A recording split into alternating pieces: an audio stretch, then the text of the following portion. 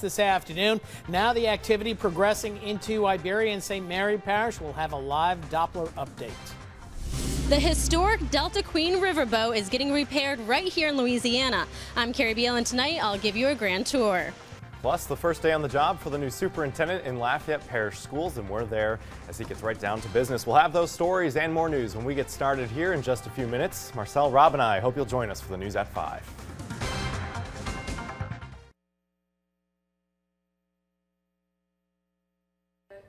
Mic check, mic check. Good afternoon. Coming up next at 5.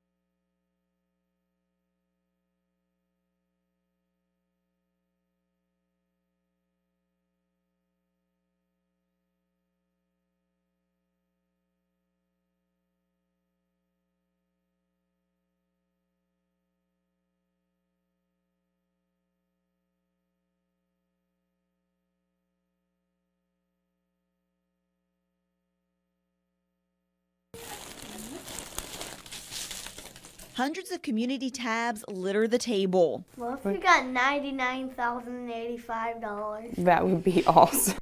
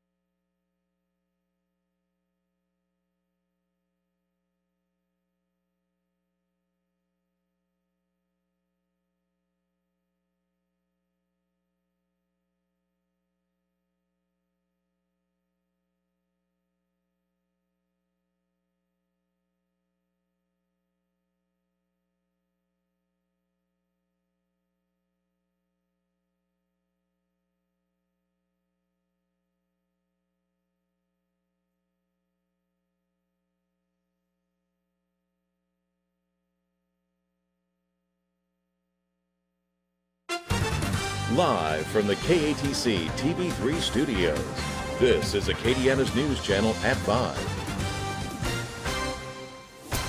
Good evening, everyone. A stormy start to the work week all across Acadiana. Power Doppler HD lighting up here in the weather lab. Rob, are we expecting any severe weather over the next few hours? Well, so far so good. We've had some very intense thunderstorms, but on the Doppler right now, the storms actually have been weakening for the most part and have progressed into portions of Iberia and St. Mary Parish, where there's still the threat of wind gusts in the 40 to 50 mile an hour range, torrential downpours, and a lot of cloud to ground lightning. And we see that occurring very close to the Franklin area right now as we go down along Highway 90. Heavy-duty precipitation generate moving into Sherrington, working its way down through Franklin, and more storms close to Patterson and Morgan City. So still some stormy weather. We'll keep rain chances near 50 to 60% through early this evening, but thereafter rain chances tailing down to about 20% overnight tonight. We'll see temperatures in the lower 70s. Tomorrow we'll see scattered showers and thunderstorms once again, but not as widespread and as stormy as we saw this afternoon, but still a respectable chance of thunderstorms at about 40% through tomorrow afternoon. Coming up, we'll see if this pattern's ever going to change. It's been a stormy one. We'll talk more about that coming up in just a bit. All right, Rob, thanks. Well, today is the first official day on the job for new Lafayette Parish School Superintendent Donald Aguillard, and already he's trying to tackle the state of school buildings in the parish. Tonight at a joint meeting of the school board's finance and facilities committees, board members will begin the discussion of the possibility of a new high school in the parish. It's a conversation Aguillard says is overdue.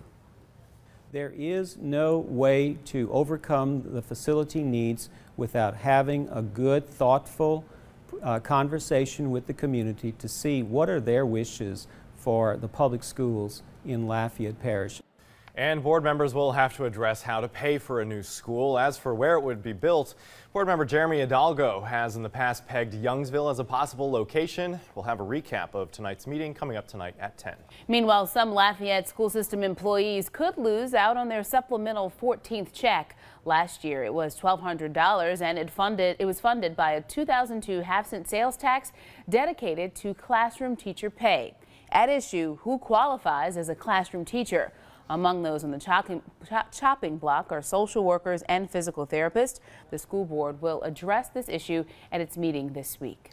Parish-by-parish news now. We start in Iberia, where deputies are looking for a man who's accused of threatening to kill his ex-girlfriend. Deputies say Morris Archangel is armed with a knife, and he stole the victim's keys and cell phone. She's okay, but he is facing charges of domestic abuse, battery, and theft. In St. Mary Parish, the Franklin Fire Department points to out-of-date construction for that fast-moving apartment fire there last week. Firefighters say there wasn't a buffer zone between the first and second floors, nor any sheetrock covering the inside walls, both which are now standard in construction. The fire started in a kitchen of one of those units. No one was injured. These two women have turned themselves in on warrants connected to last week's raid of Lipstick Gentlemen's Club. Ira and Angel Duyong were booked into the Lafayette Parish Jail on charges including drug distribution, obscenity, and prostitution. Police raided the club after getting a tip that a runaway juvenile was dancing there and even engaging in prostitution. She is now with her family. New developments in the shooting of a 16-year-old over the weekend. It happened outside the Lafayette Event Center on Saturday night. Our Micah Hatfield is live at the scene and joins us with more. Micah. The teen victim was at a benefit honoring Northside High's Joe Nathan Delacroix, who was accidentally shot and killed earlier this month. The shooting occurred at the Lafayette Event Center on Johnston Street just after 1 a.m. A group of witnesses told police a group of men were standing near the building when someone in a car started shooting at them. All proceeds from the event went to Delacroix's mother for funeral expenses. Those close to Joe Nathan are upset that these teens did not learn anything from their loved one's death. Some of them don't even look at the loss of their own friends or peers as a wake-up call. They look at it and they get upset. And they're sad about it, but they don't do anything to change their own behavior towards it. The teen has still not been identified, but is in critical condition after being shot in the arm and the chest. Coming up at 6, I'll have more from what those close to Joe Nathan are doing to prevent this from happening again. Live in Lafayette, Micah Hatfield, KATC TV3. To Acadia Parish now, where a man is officially charged in the April death of a teenage girl in Rain. Landra C. Robinson has been indicted for second-degree murder in the death of Antoinette Rochon. Robinson is accused of running her over at an apartment complex in Crowley. Checking state news now, a murder-for-hire plot is under investigation in St. Helena Parish, where the body of a Baton Rouge woman missing for a month has been found. Tahira Gashimi's body was found in a heavily wooded area. Her husband and 2 others, including a 17-year-old boy, are suspects in her death. Now, in February, Tahira received more than $1.1 million in a divorce settlement. How does an extra $1,600 sound to you? State Treasurer John Kennedy says that's the average payment for some 4,500 people who took part in a class action lawsuit against Citizens Insurance. That lawsuit was filed against Citizens over its handling of claims after Hurricanes Katrina and Rita. Head over to KATC.com to see if you have some money waiting on you. Well, 16 new jobs are heading to St. Landry Parish, where the Air Evac Life Team helicopter has landed. Airport officials say the arrival of the medical transport helicopter will allow them to better serve the rural areas between Opelousas and Alexandria. The company is expected to start operations in about 2 weeks. A new name tonight for the Lafayette Hilton after 30 years in business. Now called the DoubleTree, the building on Pinhook has undergone a $12 million renovation, complete with a new restaurant, private dining rooms, and meeting spaces for events, plus, of course, newly renovated guest rooms as well. We're told everything from the lighting to the furniture to the vinyl has been replaced. It's been an undertaking that management says breathes a modern flair into the hotel. We think the size of our community is perfect. We think the DoubleTree brand is perfect for this community, and now it's something the community can be proud of when they walk in the door. Well, get a load of this. More than 830 schools across South Louisiana managed to collect some major bucks this year, all by turning in their community coffee labels. Our Katie Lopez has more on how it all works. Hundreds of community tabs litter the table. Well, if we got $99,085. That would be awesome.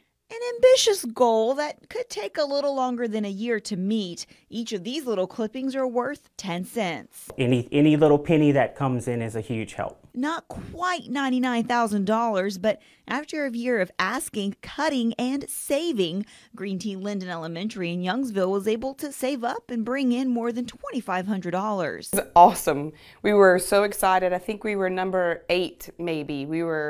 No one knew that we would be that high. Assistant Principal Brandon Singleton says across the board, budgets are strained, so getting creative is the only way to get that extra money through the door. And we have these awesome classroom buildings, and in each building there are teacher workrooms, so we've been able to start the process of providing copy machines or risographs in each of those buildings for the teachers in those grades. Joni Connachan says over the years they've seen the money used for a variety of items. Whiteboards, playground equipment, computers, butterfly gardens, whatever that school needs, they get. Adding the most successful programs are the ones that get people who drink community in the community involved. We hear the same stories over and over where they're partnering with their parents, grandparents, businesses. That's where we see really successful programs, is when they go around to the area convenience stores and grocery stores and ask them to donate those boxes, because the boxes as well as the bags all convert into cash for schools. With $2,500 in their pockets, students at Green Tea Linden aren't slowing down, but already starting to collect for next year in hopes of doubling their earnings. Makes you think twice every time you toss. Absolutely. Got to save them up. Yep. Still ahead right here on the news at 5. The deadly biker gang shootout in Texas. Why tonight police are saying it could have all been prevented. We'll have that story for you at 5:17. But first, the stormy start to the work week. We aren't done with it yet. Rob's watching the Doppler. His full forecast coming up next.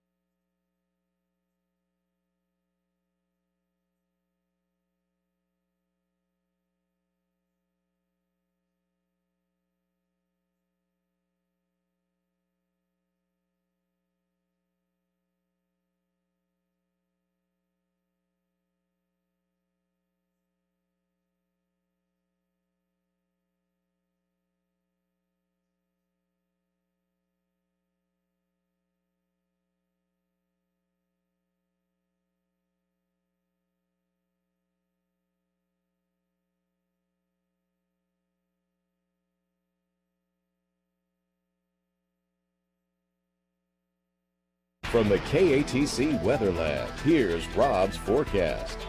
Welcome back. Well, Monday started off partly sunny, then it finished off somewhat on the stormy side, but things quieting down most areas across Acadiana with the exception of St. Mary Parish. We'll get to the radar right now as we take a look at some strong thunderstorms across the area. Most of the heavy duty activity is pushed in the eastern and southeastern portions of Acadiana. Notice just some lingering light rainfall. St. Martin, Lafayette Parish on westward, it's pretty quiet.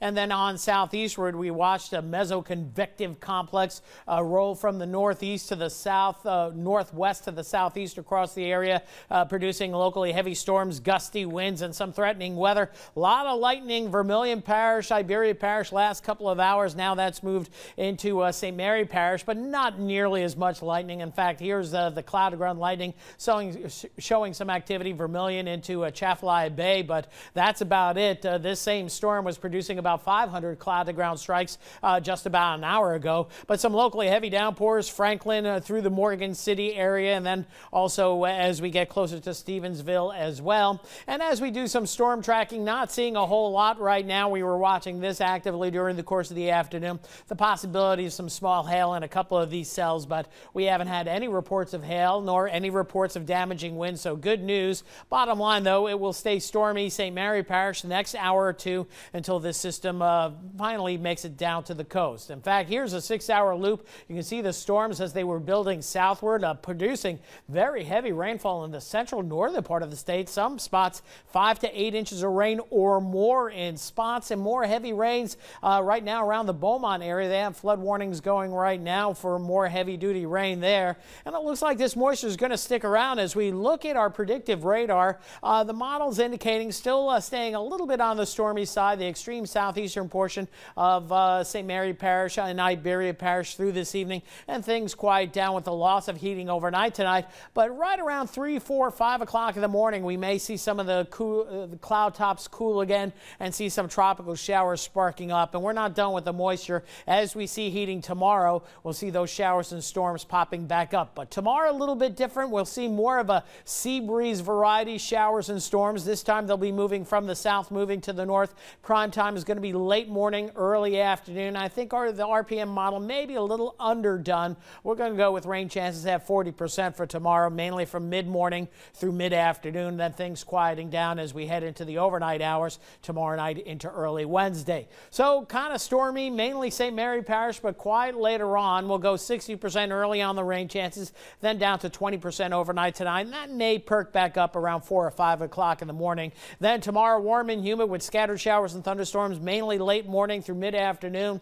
87 the high with a breeze out of the south-southeast. Right now it's out of the northeast thanks to the thunderstorms, and it's feeling pretty cool out there.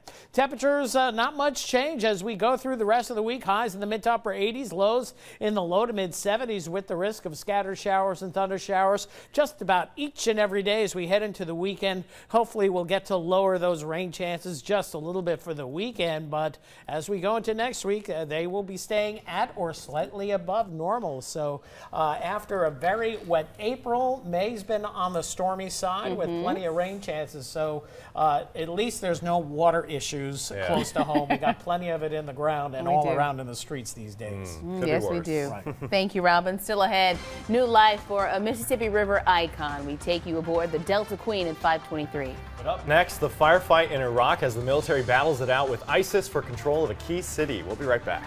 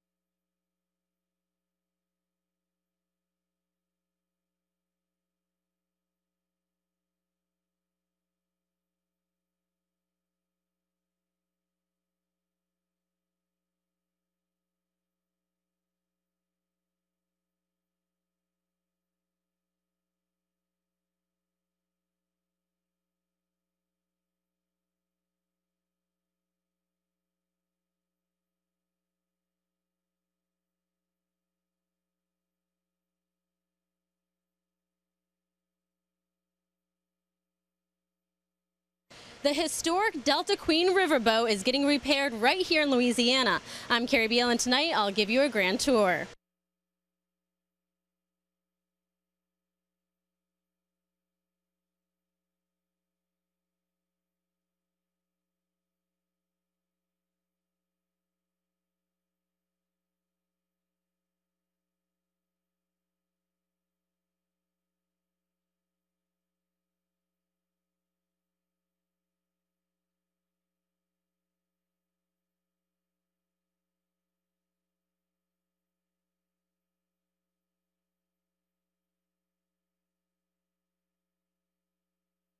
It could have been prevented. That's what police in Waco, Texas are saying about the brawl between two rival biker gangs that left 9 people dead and at least 190 others arrested. The shootout happened at a Twin Peaks restaurant, which has been the scene of several biker gang gatherings. Police say they warned the restaurant's management about those events, but the warnings were ignored. It was really, really scary. We didn't know if somebody was going to come back. They said people outside the doors had guns. It was scary. I'm still scared. I've never been around anything like this. It's crazy. President Obama is banning the federal government from providing some military-style equipment to local police departments. He made the announcement while in Camden, New Jersey today. An interagency group found substantial risk that items like tracked armored vehicles and high-powered firearms could be misused or overused. Last year, the White House suggested the program would stay in place because of the overall good to public safety. You know, we've seen how militarized gear can sometimes give people a feeling like there's an occupying force as opposed to a force that's part of the community that's protecting them and serving them. Can alienate and intimidate local residents and send the wrong message. So we're going to prohibit some equipment made for the battlefield that is not appropriate for local police departments. Meanwhile, Amtrak trains are rolling again between Philadelphia and New York with a new safety measure in place. Trains on the corridor will now use a new system that automatically applies the brakes if it detects the train is going too fast. It's been almost a week since a train went off the rails in Philadelphia, killing 8 people and injuring more than 200 others. Iraq's government is vowing to mount a counteroffensive and reclaim the city of Ramadi, which has fallen to ISIS militants. An official in Anbar province says it's likely the militants killed up to 500 civilians and soldiers and forced 8,000 people to flee from their homes. Shiite militias backed by Iran are also offering their support. A man has been rescued after he was stuck for 4 days in a storm drain in Nashville. Firefighters reportedly had to dig into the ground and break into the concrete pipe for the man to be freed on Sunday. His cries for help were heard by someone attending a swim meet at a nearby sports complex. Now, it's still not clear, though, why the man got into the drain in the first place. The historic Delta Queen Riverboat is getting repaired right here in Louisiana. I'm Carrie Beal, and tonight I'll give you a grand tour.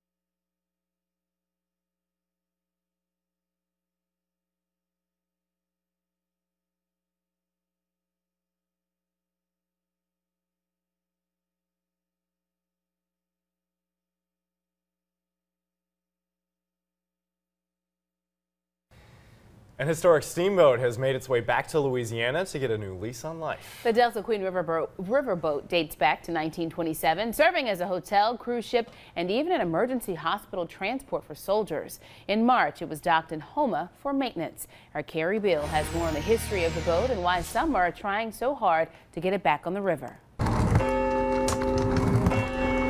Ladies and gentlemen, all ashore that's going ashore, all aboard that's coming aboard, the steamer Delta Queen is preparing to depart for points north. It's been 7 years since Captain Mike Williams said those words. Slowing down to stop. Since 2008, the ship has been docked in Tennessee, needing the repairs it's now getting in Houma. We save old buildings, we save old airplanes and trains. Why not the last of the American true steamboats, the Delta Queen? Now what makes this boat so authentic is that there's still pistons pushing this paddle wheel rather than chains. It's the last overnight boat that's 100% run on steam. Engine order telegraph, steam engineers, deckhands dragging lines out up the hills, coming into port with a calliope playing. It's all the same. Cornell Martin also worked on the boat when it was still in service. Now he's the CEO of the boat company. So we're entering the Orleans room, which was the main dining room on board the vessel. Singers like B.B. King entertain guests here, but more recently the captain is filling the room with sweet tunes. I call that Once Upon a River. Next, we enter the Mark Twain Bar, then the Princess Margaret Suite. This is one of the nicer bathrooms on board the vessel, featuring the ball and claw tub, ornate woodwork, and the old pull chain commode. Perhaps the most iconic part of the ship, the grand stairs leading to the Texas Lounge. It's one of many rooms receiving maintenance. Oh, where? Right here? Yeah. But other areas remain untouched. These are the historic circa 1919 boilers. These boilers need to be replaced. They're too old and inefficient. But the problem is receiving funds. It's an issue that's pending before Congress. An exemption that allows old wooden boats like this to operate has expired. Now lawmakers are pushing for an extension. We want to be able to bring our school children and people down to visit the boat and see what a steamboat is like, not what it used to be. Now waiting for that day to let the steam bring his queen back to life. In Houma, Carrie Beal, KATC TV3. And the national legislation to extend that exemption was introduced in the House of Representatives in March. It has been referred to the Subcommittee on Coast Guard and Maritime Transportation. And stay with us, more news coming up after this.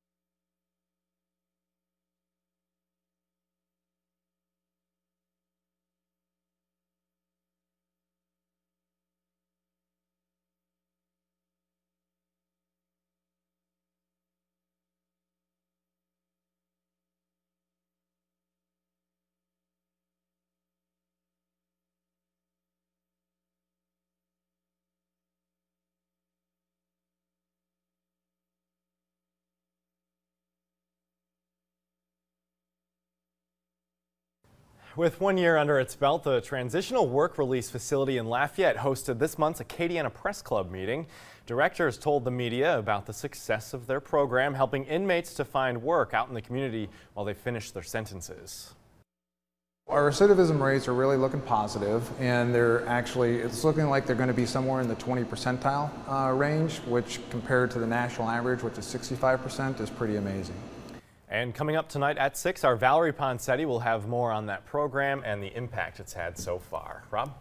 And weather-wise, storms pretty much exiting the area. Still stormy St. Mary Parish with the heavier storms building just about east of Morgan City, but still on and off showers likely here. Elsewhere, might see a few more showers later on tonight, but things are quieting down, so looks good if you can squeeze in that Little League game if it didn't rain too much, or whatever you have planned for this evening. That's good. Yeah. They came, they're gone. Yeah, that's right. And especially for commute time. You hate it when it's storming right between 5 and 6 o'clock. Yeah, absolutely. But for us, when we go in at 2, I swear, every day. Every day, I agree. You got the umbrella and you're looking and you're gauging on whether you can get in before getting soaked. Right. Well, that's it for 5, everyone. Thank you for joining us. We're back in 30 minutes, but up next, here's World News Tonight with David Muir. We'll see you at 6.